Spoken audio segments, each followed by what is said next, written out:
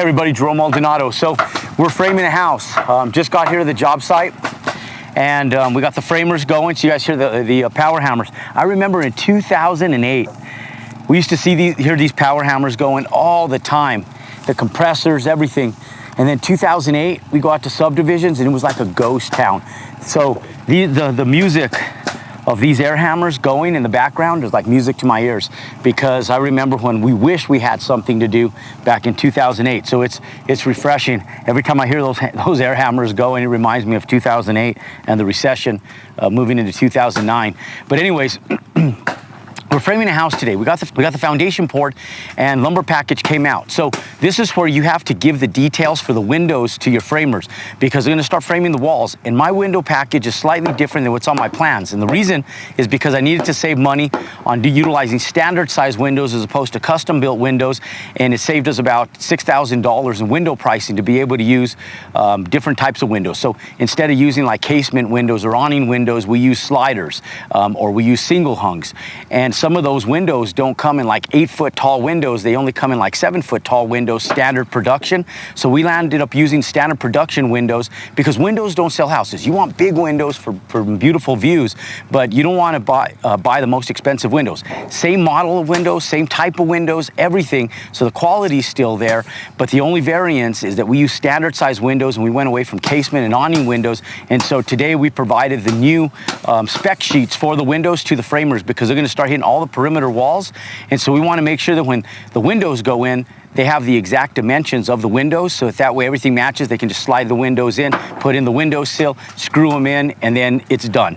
And that way you don't have to worry about having to reframe and readjust stuff, because the framers get upset about that. And it's just important that you guys try to have the best communication you can to give your framers and your trades the best information, best communication, and best of everything, materials, so that way they're set up for success. If your trades aren't set up for success, it only hinders you. At the end of the day, this is your responsibility, your build, and so we want to make sure that you're set up for success. So what you're doing by making them set up for success is you're setting yourself up for success. So we got some double walls over here. Our lumber package on this house is quite expensive because of the framing. We got double walls. We're going to sink in one wall, and we're going to have these eyebrows that look really attractive, because the roadway here faces the house. When people drive up, the first impression is going to be their curb appeal.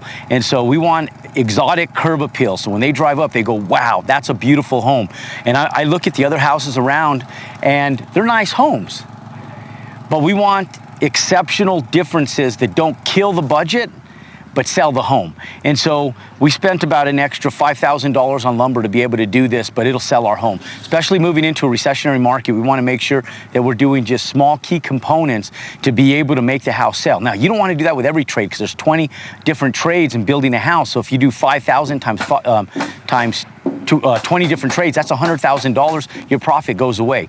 And so you want to be careful as to what you put your money towards. That's why I make mention the windows. That's why I make mention the walls and the curb appeal, because that's a huge selling point for the house. And we'll pick that cost up someplace else. Instead of using like a TPO roof, we might use what's called a 4-ply burr roof, which is a tar and gravel roof, a little bit more old school, but we'll save that $5,000. And the roof won't save, the roof won't sell the home. It's still a quality roof. You'll get a 20-year roof out of it. We'll still warranty it the same, but we'll cut our costs. And we used tar and gravel roofs for years and years and years, and we'll go back to them to be able to save marginal costs and still give people a good quality product with a really good roof. Now, biggest thing right now is I did not get the full lumber package delivered. Trusses come on Thursday, and all my sheeting comes next week. And so we want to get the stick lumber up. We want to try to prevent liability, theft, and so forth. And so on Monday, we'll have all the sheeting and decking material. The decking material is the material that we deck the roof with, and then the sheeting is all the material that goes along the sides of the walls. The trusses are the membrane for the top end of the house, so we can get the roof line put in and the structural integrity of the roof set. That'll come on Thursday. So we'll allow these guys a few days to get the perimeter of the house built, get all the posts up, get all the perimeter walls up, the interior walls up, and then we'll throw trusses up so that we have all our weight-bearing walls, and we have all our structural components set in place before we start throwing up trusses on the house. So I'm excited to see the house unfold. We'll bring you guys some more footage, and if you guys haven't already, click below. I have a full-length video in series from series 1 all the way up to series number 13 for this video on how to buy land, build houses. You're going to want to watch all 13 of them, and we're going to have about 100 different series as we get to the end of the components of how to buy land, step-by-step process, and build a house. Ladies and gentlemen, pound that like and subscribe button. I'll look forward to seeing you in a few days. You guys got to watch how I buy land and build houses. Now it's time for you to take action. If you want to get a hold of the same 14-step process that we utilize to buy land, build houses, and generate over 6 figures on every single build, you're going to want to click below. Learn from an industry professional that has been doing it for over 20 plus years. We're still doing it today. We're still taking down builds, and we're still generating over 6 figures on every single build.